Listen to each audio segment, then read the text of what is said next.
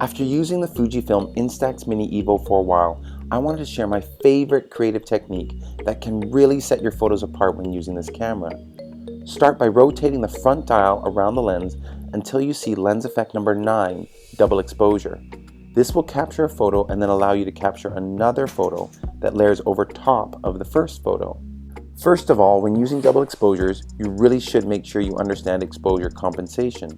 To access the exposure compensation, press up on the thumb pad multi-selector.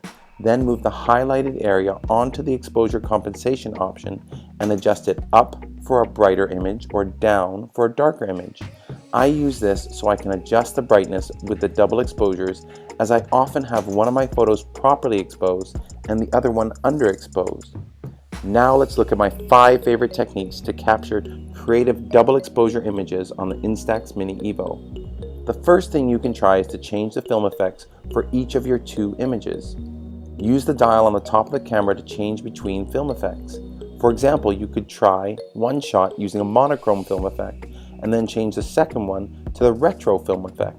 Or you could try different film effects like red and blue. The second technique involves capturing a photo with texture in the background. Start by capturing an image and then look for a texture that can be overlaid on your original photo. This is a great time to try underexposing the texture image so it is more subtle in the background. The third technique is creating an impressionist style painting photo. Capture a photo and don't move the camera. After a couple of seconds, you will be able to capture the second photo. You won't be able to line it up perfectly, but that is the beauty of it. You may even want to move just a little bit to one side. Use the same film setting for this or try mixing it up. This technique works really well for subjects like trees where the leaves don't line up but the tree trunks do. The fourth technique is one I call the upside down, in homage to the upside down in the popular show Stranger Things. It is actually inspired by the mirror effect on the Instax Mini Evo. I use something flat and straight to block the light from one half of the photo from entering the camera. An Instax print works perfectly.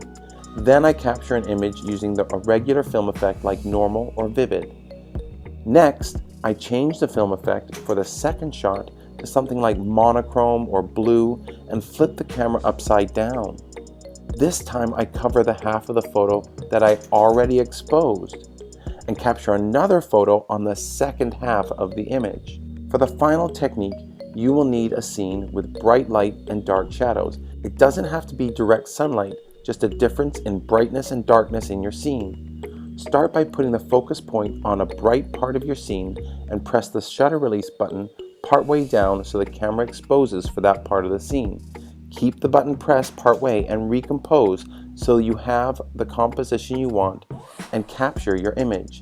Then capture your second image, which will show through more in the darker part of your image. With this technique, you may need to use exposure compensation to darken your image if the camera is having trouble getting the exposure right. So, what do you think of my top 5 double exposure techniques? Are there other techniques that you like? Let me know. If you like the content I'm creating, please consider subscribing. Thanks so much.